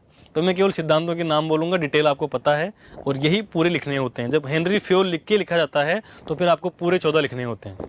हेनरी फ्योल द्वारा प्रतिपादित प्रबंध के सिद्धांतों की व्याख्या इस प्रकार की जा सकती है। सबसे पहला है कार्य विभाजन का सिद्धांत। ये इस मान्यता पर आधारित है कि एक व्यक्ति सभी कार्यों को कुशलता से नहीं कर सकता है, यानी जिस व्यक्ति को जो काम अच्छा आता है उसको वही काम दिया जाना चाहिए। पहला सिद्धांत हो गया। दूसरा है अधिकार एवं उत्तरदायित्व का सिद्धांत। दोनों एक सिक्के के 2 पहलू होते हैं। किसी व्यक्ति को अधिकार चाहिए तो उत्तरदायित्व भी होता है।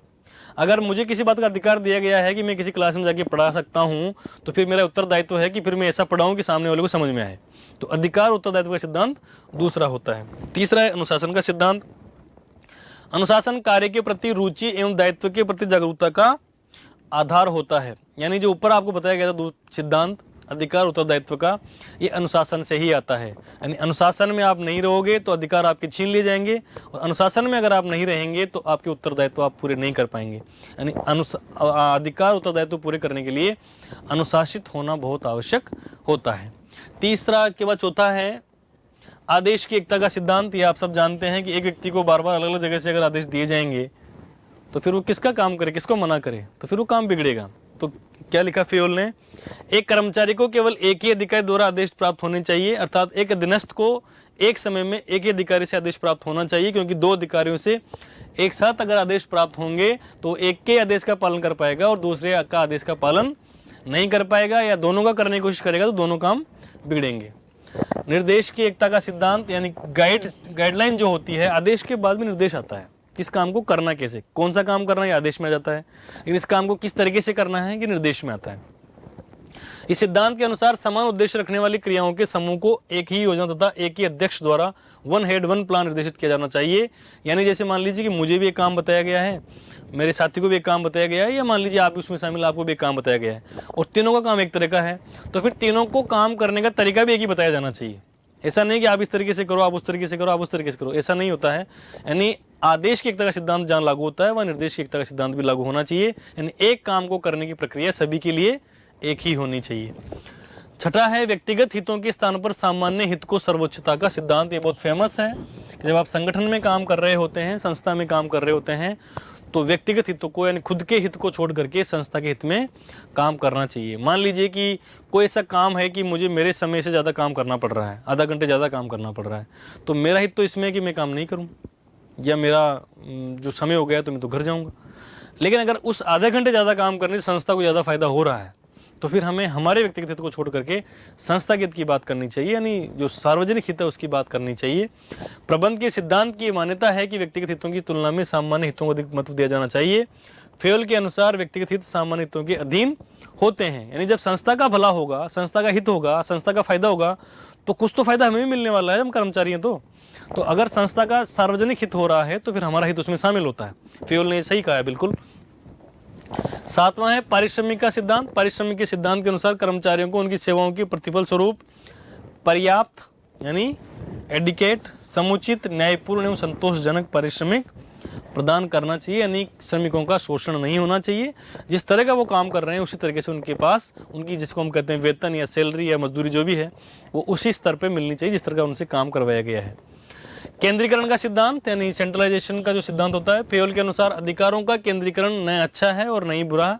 इसकी मात्रा, उपक्रम की प्रकृति, प्रबंध के मूल्य एवं अधीनस्थ कर्मचारियों की योग्यता आदि पर निर्भर करती है। यानी मैनेजमेंट को तय करना चाहिए कितने अधिकार ऐसे होते हैं जो केंद्रीकृत किए जा सकते हैं, कितने ऐसे होते हैं जो विकेंद्रीकृत किए जा सकते हैं। अब ऐसा भी नहीं होता है कि संस्था में कुछ निर्णय केंद्रीकृत नहीं होंगे, कुछ तो रखने भी पड़ते हैं, नियंत्रण में रखने पड़ते हैं, तो केंद्रीकरण भी करना पड़ता है। और कुछ के साथ ऐसा होता है कि उसका विकेंद्रीकरण करना पड़ता है। उसके बाद है सोपानिक श्रृंखला का सिद्धांत। आप सब जानते हैं इसको, सीडी जिसको बोलते हैं। स्केलर चेन के सिद्धांत से तात्पर्य उच्च अधिकारियों से निम्नाधिकारियों के मध्य संपर्क में आने वाले किसी भी अधिकार का उल्लंघन, बाईपास या अनादर नहीं करना चाहिए। जैसे ये जानते हैं आप सब, यानी ई को अगर आई से बात करनी है तो तरीका ये होता है। या फिर ये जो फेल्स ब्रिज आता है, ये कहते हैं कि इतना लंबा नहीं किया जाना चाहिए इसको, ये बहुत लंबा हो जाता है जब कम्युनिकेशन होता है। तो फेल ने कहा कि फिर डी को एच से बात करनी, तो ये फेल्स ब्रिज के माध्यम से बात हो सकती है। इस तरीके से भी बात की जा सकती है। इसके बाद 10वां है व्यवस्था का सिद्धांत। फेयोल ने कहा कि प्रत्येक वस्तु एवं मनुष्य का स्थान निश्चित ही नहीं होना चाहिए, अपितु वह वस्तु एवं मनुष्य उसी स्थान पर रहने चाहिए। ऐसा करने से वस्तुओं का प्रयोग करने वाले व्यक्तियों को वस्तुएं ढूंढने की आवश्यकता नहीं होगी। ये सिद्धांत क्या है? जैसे आज आप पढ़ाई करके सो रहे हो और अपनी बुक को आपने कहीं रख दिया है, टेबल पर रख दिया, कहीं रख दिया, और सुबह जब आप लेट उठो और वो किताब आपको वहाँ नहीं मिले, तो क्या गुजरेगी आपके साथ? और वो आपका एग्जाम है परसों, ऐसा मान लेते हैं, क्या होगा आपके साथ? आप परेशान हो जाओगे। ऐसा ही संस्थाओं में होता है। यानी संस्था में कौन सा व्यक्ति कहाँ मिलेगा, किसी को आपसे काम है तो आप कहाँ बैठते हो, आपका टेबल कहाँ, आपकी चेयर कहाँ है, वो स्थान निश्चित होना चाहिए। और कौन सी वस्तु कहाँ रखी जाती है ये भी निश्चित होना चाहिए। ये प्रबंधन का हिस्सा है। इसलिए अपने कमरे को व्यवस्थित रखिए और जो चीज़ जहाँ रखी जानी चाहिए वहीं रखिए, ताकि किसी को पूछने की, ढूंढने की जरूरत नहीं पड़े। ये व्यवस्था का सिद्धांत है। 11वां है समता का सिद्धांत। समता का सिद्धांत कर्मचारियों के साथ न्याय, सहानुभूति और समानता का व्यवहार करने पर बल देता है। यानी समता का मतलब इक्वलिटी, सभी कर्मचारियों को बराबर समझिए, कोई भाई भतीजावाद नहीं है, कोई बड़ा नहीं, कोई छोटा नहीं है, सब कर्मचारी उनके साथ समान रूप से व्यवहार होना चाहिए। अगला सिद्धांत है कर्मचारियों के कार्यकाल में स्थिरता का सिद्धांत। प्रबंध के सिद्धांत का मानना है कि यदि व्यक्तियों में कार्य पूरा करने की योग्यता है तो उनकी कार्य पर स्थिरता बनी रहनी चाहिए। अगर किसी व्यक्ति को कोई कार्य पर लगाया गया है और वो काम अच्छी तरीके से कर रहा है, उसमें क्षमता है, वो अच्छी तरीके से काम कर रहा है, तो फिर उसको मत बदलो, उसको लगातार काम करने दो। क्योंकि उसकी जगह नया आएगा तो उसको काम नहीं आता है, उसको समझने में समय लगेगा, और इस व्यक्ति को दूसरी जगह भेजोगे तो उसको नया काम समझ में नहीं आएगा। इससे संस्था की गति पर, संस्था की परफॉर्मेंस पर फर्क पड़ता है और साथ में कर्मचारियों की परफॉर्मेंस पर भी फर्क पड़ता है। पहलपन का सिद्धांत, leading from the front. Managers के लिए, लीडर्स के लिए बोला जाता है कि लीडिंग फ्रॉम द फ्रंट होना चाहिए हमेशा। यानी आप कोई भी काम करो तो पहल करो।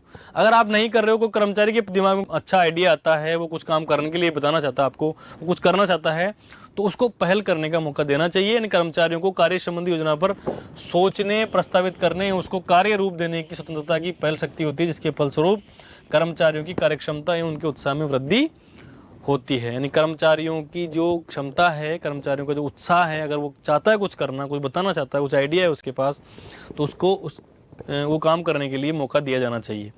उसके बाद अंतिम है सहयोग की भावना का सिद्धांत। इसके अनुसार सभी कर्मचारियों को एक टीम के रूप में कार्य करना चाहिए, क्योंकि संगठन जो है वो टीम होती है।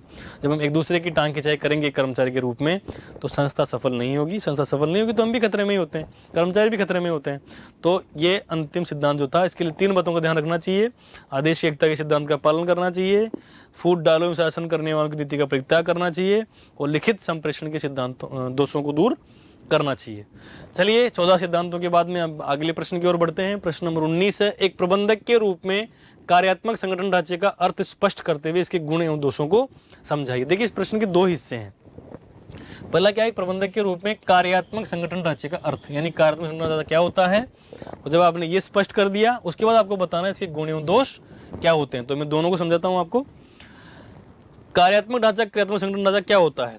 क्रियात्मक संगठन का अर्थ संगठन के ऐसे प्रारूप से है जिसमें क्रियाओं के विभिन्न समूहों के लिए विशेषज्ञों की नियुक्ति की जाती है, यानी अलग अलग कामों को बांट दिया जाता है और उन कामों को करने के लिए अलग अलग स्पेशलिस्ट विशेषज्ञ नियुक्त किए जाते हैं। जैसे अब देखते हैं हम लोग इसको इस फॉर्मेट में देखते हैं। अगर आप कर सकें तो ये डायग्राम बना के आइए।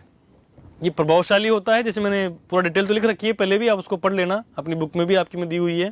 अगर आप इस तरह से डायग्राम बना देंगे तो ये प्रभावशाली होता है और ये दिखने में अच्छा लगता है और टीचर को प्रभावित करेगा, आपको ज़्यादा नंबर देंगे अगर आप ऐसा बनाते हो तो।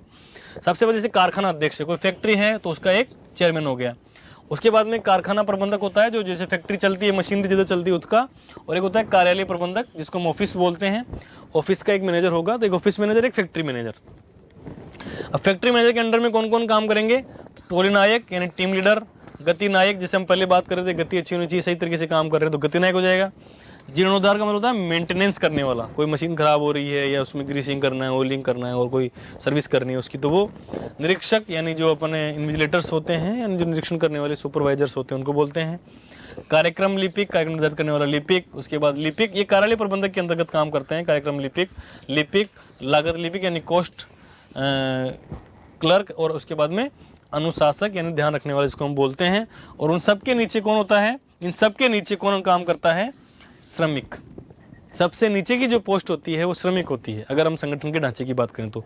इस तरह से संगठन को विभिन्न अब ये तो केवल उदाहरण है, इसके अलावा किसी भी फैक्ट्री में, किसी भी संगठन में, संस्था में इसके अलावा भी विभाग हो सकते हैं, या इससे कम भी हो सकते हैं, इससे अधिक भी हो सकते हैं। तो इस तरह से ढांचे में विभाजित करके जिसको किया जाता है उसको बोलते हैं हम क्रियात्मक संगठन ढांचा। यानी क्रियाओं को जब संगठन के अलग अलग ढांचों में बांट दिया जाता है, अलग अलग टॉपिक, अलग अलग लीडर्स के अंडर में कर दिया जाता है, तो उसको हम क्रियात्मक संगठन ढांचा कहते हैं। क्रियात्मक संगठन के लाभ या गुण अग्रलिखित हैं।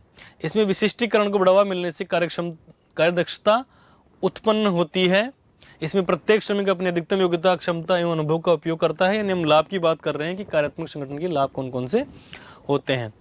ये विवेकीकरण के माध्यम से बहुत बड़े उत्पादन में सहयोग करता है। निर्णय शीघ्र एवं एकरूप लिए जा सकते हैं क्योंकि प्रत्येक अधिकारी को अपने से संबंधित कार्यक्षेत्र में निर्णय लेने की स्वतंत्रता होती है। इसमें सभी क्रियात्मक प्रबंधकों को समान अधिकार होने के फलस्वरूप सबका महत्व एवं सम्मान पूरा होता है। अब आता है हानियां या दोष, यानी हम पहले पढ़ चुके हैं लाभ, अब हम पढ़ रहे हैं दोष, यानी दोष भी लिखने हैं क्योंकि प्रश्न में पूछा गया था आपसे, तो दोष क्या क्या है। इसमें विभागों तथा विभागों की क्रियाओं में समन्वय स्थापित करना कठिन होता है। इतने सारे विभाग होते हैं तो सारे मिलके कैसे चलेंगे, बड़ा मुश्किल हो जाएगा। तो मुश्किल हो जाएगा तो ये दोष है इसका। इसमें आदेशों की एकता समाप्त हो जाती है। इसमें कागजी कार्रवाई अधिक होती है क्योंकि बहुत सारे डिपार्टमेंट हैं तो बहुत सारे कागज चलेंगे। प्रबंधकों एवं कर्मचारियों में अनुशासन स्थापित करना कठिन होता है। ये उसके दोष हो गए हैं। तो हमने उसको संगठन ढांचे को समझ लिया, वो आप लिख दीजिए, डायग्राम बना के उसका उत्तर लिखिए। उसके बाद में उसके गुण बता दिए मैंने आपको, उसके लाभ बता दिए, उसके बाद में हानि बता दी और दोष बता दिए। तो ये आपका उत्तर, जो प्रश्न पूछा गया था उसका पूरा उत्तर ये हो गया है।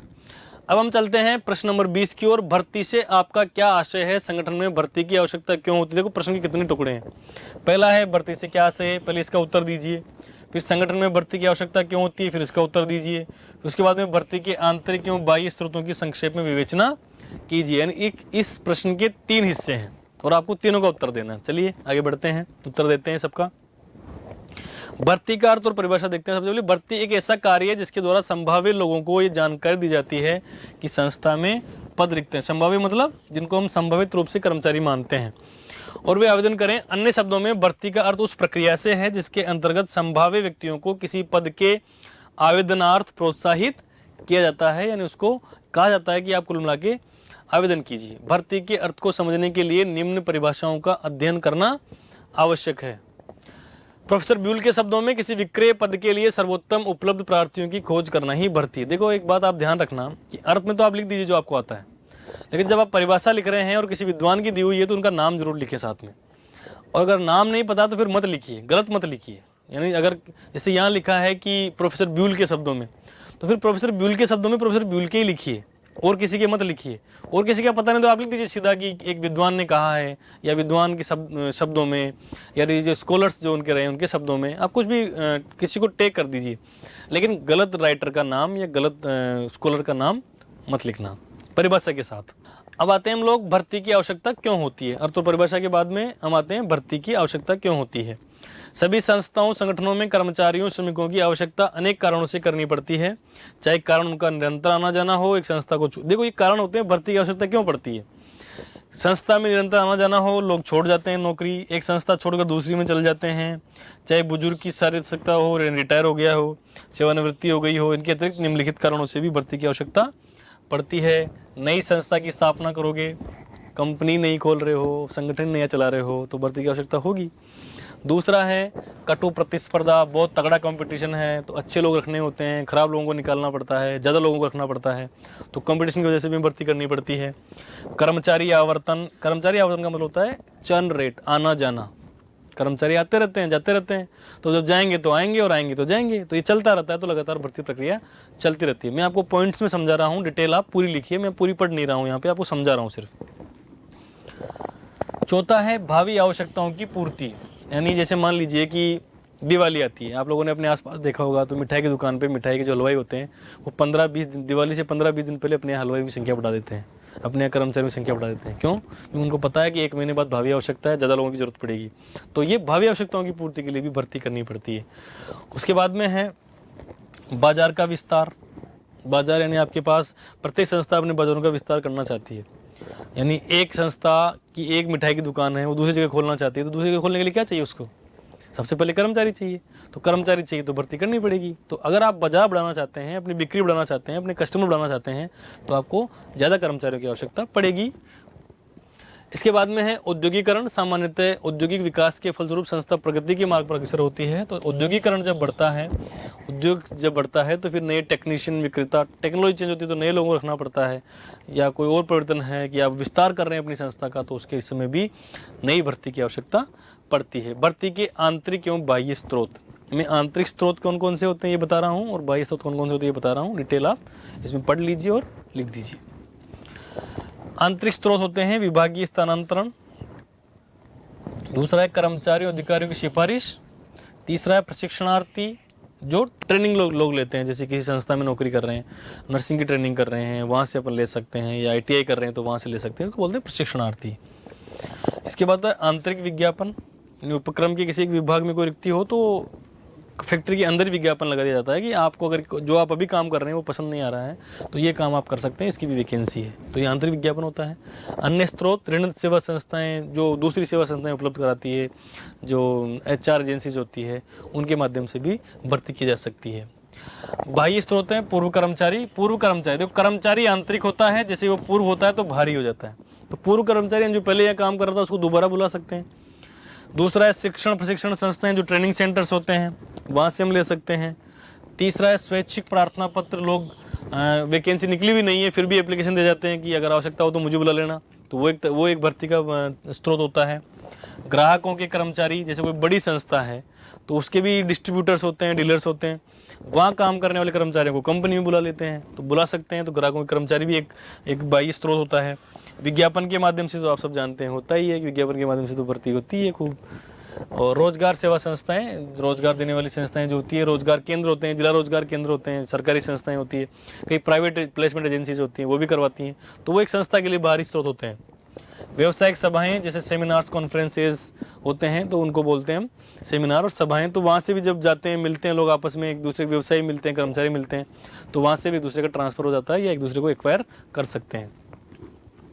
प्रतीक्षा सूची, जब भर्ती के बाद में चयन किया जाता है ना किसी का, तो चयन करने के बाद में वेटिंग लिस्ट रह जाती है। 40 कर्मचारियों को चुना था, 40 को चुन लिया, 10 लोगों को वेटिंग में रख दिया, अब 40 में से 30 ने ज्वाइन किया, 10 ने नहीं किया, जो वेटिंग लिस्ट वाले हैं उनको चुन लिया जाता है, उनको भी बाह्य स्रोत के रूप में हम यूज कर सकते हैं, तो वेटिंग लिस्ट से लोगों को ले सकते हैं। श्रम संघ, जो संगठन होते हैं श्रमिकों के, उनको भी इंफॉर्मेशन दी जा सकती है कि आपके यहाँ अगर कोई आदमी है जो आपके संगठन में है और अभी काम नहीं कर रहा, तो हमारे पास इस बात की वैकेंसी है, तो ये भी बाह्य स्रोत के रूप में काम में आता है। कारखाने के फाटक पर भर्ती, यानी कारखाने का जो गेट होता है वहाँ पे तुरंत भर्ती होती है छोटे कामों के लिए, बिना तकनीक के जो काम होते हैं उसके लिए कारखाने के गेट पर भर्ती होती है, जो भी वहाँ लोग होते हैं, एस्पिरेंट्स होते हैं, उनमें से भर्ती कर ली जाती है। अब आ गया आपका सेक्शन D, जो अंतिम है, जिसको निबंधात्मक प्रश्न कहते हैं, और ये 3 प्रश्न इसमें होंगे और 3 प्रश्न होंगे 4-4 नंबर के। विपणन मिश्रण के 4 महत्वपूर्ण तत्वों का वर्णन कीजिए। मार्केटिंग मिक्स के 4 महत्वपूर्ण तत्व हैं, मैं चारों बता रहा हूं आपको, और चारों बताने के बाद में डिटेल आपको लिखनी होती है। सबसे पहला है विपणन मिश्रण का सबसे प्रत्यक्ष तत्व उत्पाद है। इसको हम अंग्रेजी में बोलते हैं प्रोडक्ट। इंग्लिश में अगर हम एक साथ याद रखेंगे आप इसको, तो ये 4 P's बोलते हैं इसको। आप सीधा याद रख सकते हैं 4 P's। फॉर्मूला बता रहा हूँ मैं आपको याद रखने का। 4 P's। पहला कौन सा होता है? प्रोडक्ट, जो उत्पाद हो गया। दूसरा होता है प्राइस, मूल्य। प्लेसमेंट, जिसको स्थायित्व कहते हैं, स्थान कहते हैं। और चौथा होता है प्रमोशन, जिसको हम संवर्धन कहते हैं, जो भी आपके पॉइंट्स आएंगे। तो 4 P में आप याद रख लीजिए इसको, 4 P's, प्रोडक्ट, प्राइस, प्लेसमेंट और प्रमोशन। ये अंग्रेजी में है, हिंदी में मैं आपको समझा रहा हूँ अभी। विपणन मिश्र के महत्वपूर्ण तत्व घटक में सबसे पहले आ गया आपका उत्पाद, जो मैं बोल रहा था आपको प्रोडक्ट। उदाहरण के लिए फिलिप्स जैसी company television, audio player, cellphone, radio का उत्पादन करती है। तो ये किसी भी कंपनी की मार्केटिंग का पहला काम हो गया कि उसके पास हो तो सही प्रोडक्ट। हम मार्केटिंग करेंगे किसकी? मार्केटिंग हमारे पास जो सामान होगा बेचने का, उसी की तो करेंगे। तो पहले सामान होना चाहिए, उत्पाद होना चाहिए। गुड्स भी हो सकती है और सर्विसेज भी हो सकती है। दूसरा है जो मैंने आपको बताया था, प्राइस यानी मूल्य। विपणन के अदल बदल में दाम वह मूल्य है जो क्रेता से विक्रेता एक वस्तु अथवा सेवा के बदले पाता है। यानी क्रेता कौन? हम देंगे किसको पैसा? विक्रेता को। बीच में जो ट्रांजेक्शन हो रहा है, जो वैल्यू ट्रांजेक्शन हो रही है, उसको बोलते हैं मूल्य। जैसे मान लो मेरे पास ये एक पेन है, इलेक्ट्रॉनिक पेन है, ये मैं आपको दूं, तो आप हो गए क्रेता, मैं हो गया विक्रेता। अब इसके बदले में आप मुझे 1000 रुपये दे रहे हो। हाँ, 1000 का आता है ये। 1000 रुपये दे रहे हो, तो 1000 रुपये इसका मूल्य हो जाएगा। यानी क्रेता और विक्रेता एक वस्तु के विनिमय में जो पैसा देते हैं, उसको हम मूल्य कहते हैं। तीसरा है स्थान। विपणन मिश्रण के अंतर्गत स्थान का तात्पर्य नीतियों की सूची से है, जिसे इसलिए लेना आवश्यक है कि उत्पाद को ग्राहकों के प्रयोग और उपभोग के लिए उपलब्ध कराया जा सके। जैसे मान लीजिए कि आप लाइफ इंश्योरेंस कंपनी खोल रखे हैं, तो वो मिलेगा कहाँ? कस्टमर कहाँ आएंगे आपके पास लेने? जैसे लाइफ इंश्योरेंस LIC की ब्रांचेज आपने बहुत सारी देखी होगी, वो उनके स्थान हैं। वो विज्ञापन तो कर देते हैं, फिर कहते हैं निकटतम शाखा में संपर्क करें। तो निकटतम शाखा होनी चाहिए ना, तो निकटतम शाखा है उनकी। जहाँ जहाँ भी आप जाओगे तो निकटतम शाखा उपलब्ध होती है, उसको बोलते हैं स्थान। यानी ये उत्पाद कहाँ मिलेगा? जैसे मान लो आपको लेना है, अब आप मेरे से पूछो कहाँ मिलेगा, तो मुझे बताना पड़ेगा कि जयपुर में कहाँ मिलता है, या कोटा में कहाँ मिलता है, या जोधपुर में कहाँ मिलता है। इसको बोलते हैं हम स्थान। उसके बाद चौथा होता है संवर्धन, प्रमोशन। यानी किसी भी चीज़ को हम लोगों तक कैसे पहुँचाएं, उसकी बिक्री को कैसे बढ़ाएं, उसकी लोकप्रियता को कैसे बढ़ाएं। तो ये होता है विपणन मिश्रण का संवर्धन भी एक तत्व है। इस तत्व में उपभोक्ताओं को वस्तु या सेवा का क्रय करने की प्रार्थना की जाती है, वस्तु की जानकारी दी जाती है एवं प्राप्ति स्थान तथा मूल्य बताया जाता है। प्रवर्तक संवर्धन हेतु वैयक्तिक विक्रय, विज्ञापन विक्रय, संवर्धन आदि सभी उपकरणों का उपयोग किया जाता है। देखिए क्या किस चीज़ से लोगों में लोकप्रिय किया जाता है? व्यक्तिगत विक्रय, यानी एक व्यक्ति जाके घर घर जाके बेचता है। जो सबसे पहले था ना कंपनी का प्रचार, आपका फायदा, वो व्यक्तिगत विक्रय होता है। एक व्यक्ति जाता है, एक कोई बेचता है। उसके बाद विज्ञापन तो आप सब जानते ही हैं। उसके बाद में विक्रय संवर्धन, यानी डिस्काउंट्स देना होता है, एक के साथ एक फ्री करना होता है, फ्री सैंपल देना होता है। ये सब संवर्धन करने के लिए, प्रमोशन करने के लिए ऐसा होता है, ताकि लोगों के बीच में वो उत्पाद लोकप्रिय हो, लोग उसको जानें, उसको खरीदना शुरू करें। इसके लिए संवर्धन होता है। तो ये 4 जो घटक होते हैं विपणन मिश्रण के, प्रमुख घटक ये 4 होते हैं: प्रोडक्ट, प्राइस, प्लेसमेंट और प्रमोशन। तो इससे आपका उत्तर ये पूरा हो जाता है। संवर्धन के अंतर्गत निम्नलिखित बातें सम्मिलित की जाती है। कौन कौन सी बातें? निर्माताओं, थोक व्यापारियों, फुटकर व्यापारियों और उपभोक्ताओं के मध्य की दूरी को समाप्त करना होता है, ताकि लोग उत्पाद के साथ में आएँ। बीच में से जो लंबी दूरियां बन रही है, लंबी जो चैनल लंबा हो जाता है, उसको खत्म करने के लिए ऐसा किया जाता है। तो ये 3 बातें हैं, 4 5 बातें आपको, 6 बातें आपको ध्यान रखनी होती है कि जो संवर्धन होता है वो किस तरह से प्रभावशाली होता है। तो ये 8 पॉइंट्स आप पढ़ लीजिए। 8 पॉइंट्स पढ़ करके आप पूरा उत्तर लिख सकते हैं। उपभोक्ता संरक्षण अधिनियम 2019 के अंतर्गत उपभोक्ता अधिकारों एवं उत्तरदायित्वों का वर्णन कीजिए। देखिए, जब हम अधिकार उत्तरदायित्व की सिद्धांत की बात कर रहे थे, तभी मैंने आपसे कहा था कि अधिकार उत्तरदायित्व एक सिक्के के 2 पहलू होते हैं। जब उपभोक्ता के अधिकार उत्तरदायित्व की बात आ रही है, तो यहाँ भी वही बात है। उपभोक्ता को अधिकार चाहिए तो उसके उत्तरदायित्व भी होते हैं। तो हम दोनों बातें पढ़ेंगे। प्रश्न में यही पूछा गया है कि उपभोक्ता के अधिकार कौन कौन से हैं, वो आप जानते हैं सब अच्छी तरह से। मैं उनको एक बार रिपीट करता हूँ, और उसके दायित्व कौन कौन से होते हैं। तैयारी आपकी बहुत अच्छी है, जिस तरह से आप इंटरेस्टिंगली यहाँ तक देख रहे हैं। सुरक्षा का अधिकार है सबसे पहला अधिकार। उपभोक्ता का पहला अधिकार क्या है?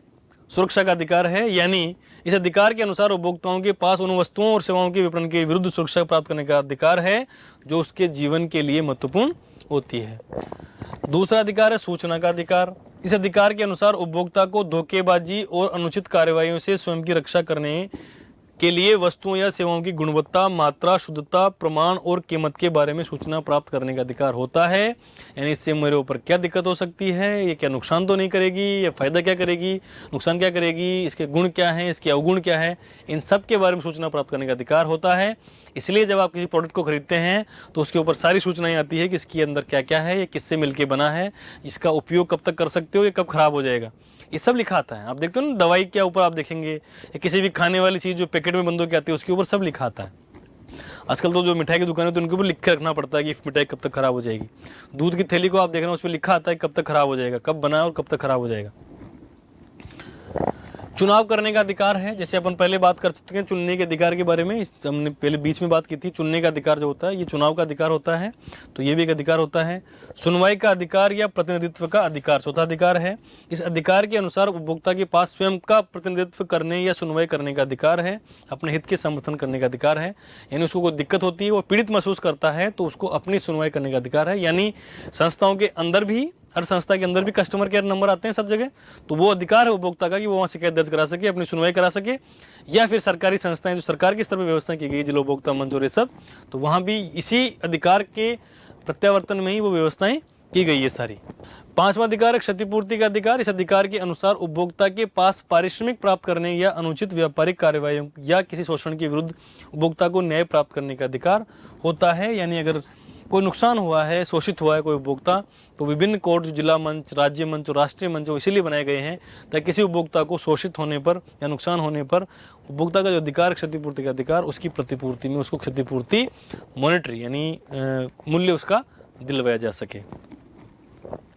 उपभोक्ता शिक्षा का अधिकार, छठा जो अधिकार है वो उपभोक्ता शिक्षा का है। इस अधिकार के अनुसार उपभोक्ताओं को उन्हें दिए जाने वाले ज्ञान और कौशल को प्राप्त करने का अधिकार होता है। अपने अधिकारों के बारे में जानना और कार्रवाइयाँ करना शिक्षित उपभोक्ताओं के लिए आसान होता है। ये अधिकार विश्वास दिलाता है कि अशिक्षित उपभोक्ता परंतु विद्यमान कार्यों के बारे में सूचना की जांच पड़ताल कर सकते हैं और उनकी सुरक्षा के लिए एजेंसियां स्थापित की जाती है। कोई उपभोक्ता मान लीजिए कि वो जो पैकेट पे लिखा होता है, उस पैकेट पे जो लिखा हुआ वो पढ़ नहीं जानता, वो अंग्रेजी में लिखा नहीं पढ़ जानता है, तो उसका यह अधिकार है कि वो सारी सूचनाएं प्राप्त करे। उपभोक्ता शिक्षा, उपभोक्ता जो जानना चाहता है किसी वस्तु के बारे में, वो सब उसको जानने का अधिकार है। इसलिए आपकी किताब में, इसलिए आपकी बुक में ये चैप्टर इसलिए दिया गया है कि आप बताओ सबको, आप खुद समझो, फिर अपने साथ में जो लोग हैं जो नहीं पढ़ सकते हैं, जो नहीं पढ़े हैं, उनको भी समझाओ कि आपके क्या क्या अधिकार हैं। तो उपभोक्ता शिक्षा का अधिकार है और इसी के संदर्भ में आपके ये चैप्टर इसमें रखा गया है, स्कूल पाठ्य पुस्तक में इसलिए रखा जाता है। उसके बाद है आधारभूत आवश्यकताओं का अधिकार। इस अधिकार के अनुसार प्रत्येक नागरिक के पास जीवित रहने और प्रतिष्ठित रहन सहन के लिए आधारभूत आवश्यकताओं में भोजन, वस्त्र, स्वास्थ्य, सुरक्षा, पीने का पानी, स्वच्छता, आश्रय स्थल, शिक्षा, ऊर्जा और परिवहन सम्मिलित किया जाता है। इन 8 आवश्यकताओं की पूर्ति के बिना किसी भी मनुष्य को प्रतिष्ठित ढंग से रहना असंभव है। स्वच्छ वातावरण का अधिकार है, जो 8वां अधिकार ये है, 7 अपन पहले पढ़ चुके हैं। ये 8वां अधिकार स्वच्छ वातावरण का अधिकार। इस अधिकार के अनुसार उपभोक्ताओं और सभी नागरिकों के पास वातावरणीय प्रदूषण और वातावरणीय अवनयन के विरुद्ध सुरक्षा प्राप्त करने का अधिकार होता है। ये अधिकार वर्तमान और भावी पीढ़ियों को प्रदूषण मुक्त, तनाव मुक्त और स्वच्छ वातावरण प्रदान करने पर बल देता है। मान लीजिए कोई आपके पास घर के पास फैक्ट्री खोल देता है और उससे बहुत सारा प्रदूषण होता है और आप परेशान होते हैं, तो आप परेशान होते हैं तो आपको यह अधिकार है कि आप उस जो परेशानी हो रही है, यानी जो स्वच्छ वातावरण का अधिकार है, वो आपको प्राप्त करने का अधिकार है। आप नगर निगम में कंप्लेंट कर देते हो ना, आपके पास घर के बाहर कीचड़ होते ही, क्यों? क्योंकि आपको वातावरण शुद्ध रखने का अधिकार है, आपको स्वच्छ वातावरण बनाने का अधिकार है। इसलिए हम कंप्लेंट करते हैं पंचायत में या नगर पालिका में, नगर निगम में कि हमारे बाहर गंदगी हो गई है, नालियाँ खराब हो गई है, सफाई नहीं हो रही, एवरीथिंग जो भी है, या कोई जानवर मर जाता है, बदबू आती है, तो उसको उठाने के लिए फ़ोन करते हैं। क्यों? क्योंकि हमें स्वच्छ वातावरण में रहने का अधिकार है। इसलिए इस अधिकार का प्रयोग करते हुए हम सब लोग करते हैं। लेकिन ये सब अधिकार हैं हमारे, लेकिन उत्तरदायित्व भी तो हैं, देखते हैं उनके बारे में भी। उपभोक्ता को कुछ उत्तरदायित्व दिए गए हैं, वो हैं उपभोक्ता को अपने अधिकार का प्रयोग करना चाहिए। जो सारे अधिकार दिए गए हैं उन सब का प्रयोग करना चाहिए। पहला उत्तरदायित्व क्या है? पहला उत्तरदायित्व ये है कि आपको अधिकार दिए गए उनका उपयोग करो। दूसरा है वास्तविक पीड़ा के समाधान के लिए शिकायत करना, यानी केवल शिकायत करके किसी को परेशान करने के लिए शिकायत मत करो। वास्तविक पीड़ा है उसके बारे में शिकायत करनी चाहिए, यानी वास्तव में परेशानी हुई है तो फिर शिकायत करनी ही चाहिए। तीसरा, उपभोक्ता को गुणवत्ता किस्म के बारे में सचेत रहना चाहिए। हम जानबूझ के खराब क्वालिटी ले रहे हैं, हमें पता है कि ये जो वस्तु है, कोई साबुन है वो 8 रुपये का आ रहा है, जबकि इसी के जैसा दूसरा साबुन 25 रुपये का आ रहा है, तो 8 रुपये में कैसे सही आएगा वो? हम बाजार जाते हैं, सस्ते मसाले खरीदते हैं, फिर चाहते हैं कि इसके अंदर गुणवत्ता सही आए। तो हमें इस बात के लिए सचेत रहना चाहिए कि आप पहले से ही अच्छी क्वालिटी का सामान खरीदो ताकि आपको कोई दिक्कत नहीं आए। तो गुणवत्ता के बारे में पहले सचेत रहना चाहिए। चौथा है विज्ञापनों के भ्रम में ना आए। विज्ञापन किसी भी वस्तु की जो उपयोगिता है उसको बड़ा चढ़ाकर पेश करते हैं, इसलिए उसके भ्रम में ना आए और वास्तविकता के अनुसार उसकी उपयोगिता के आधार पर ही वस्तु खरीदें। उपभोक्ता समाज का निर्माण करना जो उपभोक्ताओं को शिक्षित करने और उनके हित की सुरक्षा करने में सक्रिय योगदान कर सके, और वातावरण का सम्मान करना अर्थात व्यर्थ, कूड़ा करकट और प्रदूषण में योगदान वृद्धि को टालना। स्वच्छ वातावरण का अधिकार है तो हमारा दायित्व भी है कि उस वातावरण को हम भी खराब नहीं करें। ठीक है, तो ये समझ में आ गया आपको। अब आगे बढ़ते हैं। कालाबाजारी, जमाखोरी को निरुत्साहित करना और केवल वैधानिक वस्तुओं और सेवाओं का ही चुनाव करना चाहिए, यानी अवैध वस्तुओं को नहीं खरीदना चाहिए, ये हमारा दायित्व है। अवैध वस्तु ना खरीदें, अगर आप खरीद रहे हो तो बिल लीजिए ताकि टैक्स सरकार को जमा हो, ये दायित्व हमें निभाने पड़ेंगे। बाजार में उपलब्ध वस्तुओं एवं सेवाओं की विविधता के प्रति जागरूक रहना, यानी कौन कौन सी वस्तुएं बाजार में उपलब्ध है उन सब के बारे में जानकारी रखनी चाहिए ताकि हम अच्छी वस्तुएं खरीद सकें। अब 23वां प्रश्न है जो अंतिम है, और वो है नियोजन क्या है। देखिए 21, 22 और 23 यहाँ हमने एक एक प्रश्न आपको दिया है, लेकिन जो आपका मूल प्रश्न पत्र आएगा उसमें आपको इसमें ऑप्शन आएंगे, यानी अथवा में लिखा हुआ आएगा।